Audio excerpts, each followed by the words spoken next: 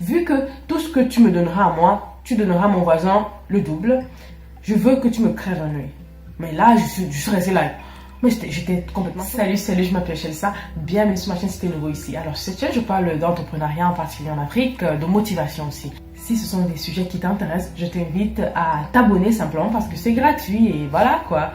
Alors, dans cette vidéo, comme tu l'as compris, je parlerai un peu de la communauté africaine, de la mentalité africaine. Je commencerai par raconter une toute petite histoire. Alors, il y a quelques jours, je prenais un café avec une de mes meilleures amies.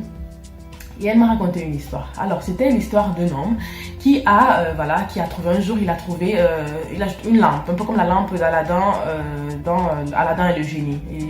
Aladin et la lampe, je crois. Donc, il a trouvé dans cette lampe-là et il a frotté la lampe et un génie en est sorti. Il était tout content parce que le génie lui a dit, tout ce que tu me demanderas, je te donnerai. Donc, le gars était super content, quoi, tout excité, waouh, je vais... Mais après, le génie lui a dit, attention, tout ce que tu demanderas à ton voisin, je donnerai le double. Donc, si tu demandes une maison, ton voisin il aura 2 maisons. Si tu demandes 1 million de francs CFA, ou 1 million de francs en général, 1 million de je sais pas quoi, ton voisin il aura 2 millions. Le gars à cette nouvelle s'est ratristé, quoi. Il était tout triste. Et il se faisait tout un film dans sa tête, quoi. Et après, ma copine me demande, selon toi, qu'est-ce qu'il a demandé au génie? Moi, je me suis dit, connaissant quand même les Africains, et voilà, leur façon de faire, sûrement il a dit au génie de laisser tomber, voilà, qu'il ne voulait plus rien. Et ma copine m'a dit, non, mais, en fait, le monsieur, qu'est-ce qu'il a demandé? Il a dit au génie, tu sais quoi? Vu que tout ce que tu me donneras à moi, tu donneras à mon voisin le double, je veux que tu me crèves un œil. Mais là, je suis restée là. Mais j'étais complètement choquée. Je me suis dit, mais, je suis au courant, je suis au fait de notre mentalité, pas toujours très voilà, catholique ou très positive, mais autant de méchanceté, ça m'a complètement détruit, quoi. Je me suis dit, mais c'est pas possible. Donc le gars, il a dit, on perd nous tous, comme on dit souvent. C'est-à-dire, tu me crèves un œil, comme ça mon voisin, il sera aveugle. Voilà, comme ça là, personne n'a rien, mais moi au moins je suis mieux que lui. Et ça c'est un trait, je trouve, qui caractérise vraiment la communauté africaine. Moi je suis africaine, je fréquente la communauté africaine. Donc du coup dans cette vidéo, je vais partager avec toi 3 des observations que j'ai fait durant toutes ces années fréquentant la communauté. Un des premiers traits, je trouve, qui caractérise la communauté africaine, c'est le complexe d'infériorité. Et cela se manifeste par quoi? Alors simplement quand par exemple on amène un produit qui vient d'ailleurs et un produit qui a été produit sur le continent africain, la majeure partie des Africains vont simplement préférer le produit qui vient d'ailleurs. Je ne sais pas pourquoi c'est comme ça. Nous on pense toujours que c'est ce que l'autre a fait qui est bien. On pense toujours que ce qu'on fait n'est pas assez bien. Mais je vous pose la question à vous.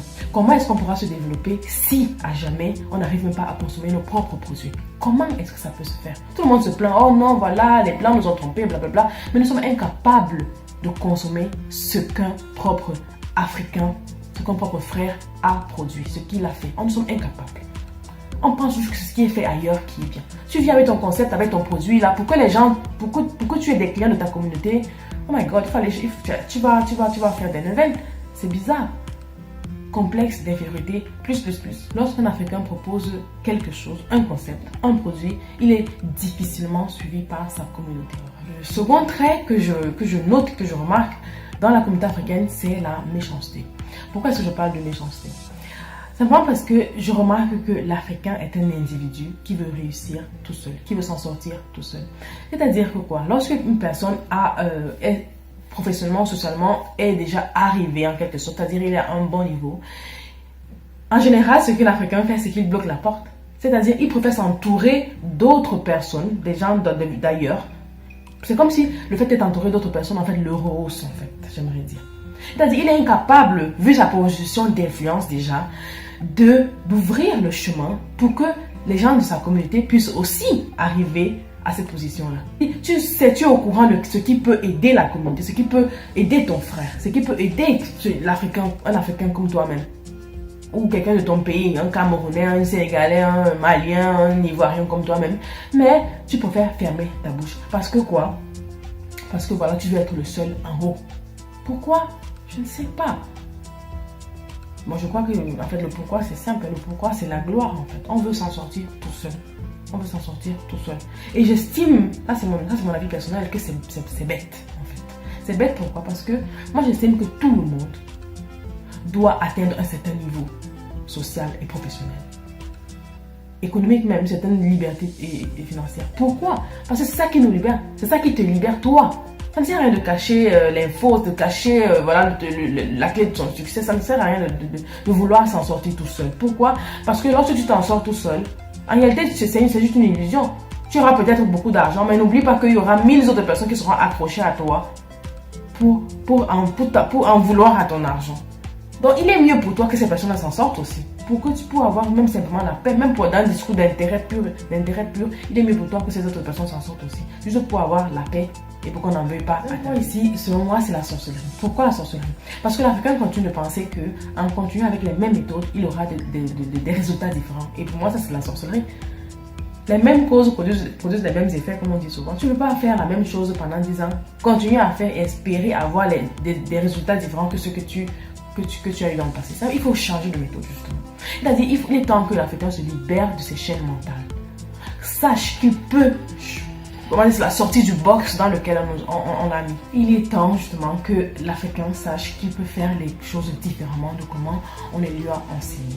Il existe d'autres méthodes. On peut se lever. À chaque problème en Afrique existe une solution et c'est une opportunité d'entrepreneuriat. Ce sont des points où entreprendre, où aller essayer de proposer des solutions.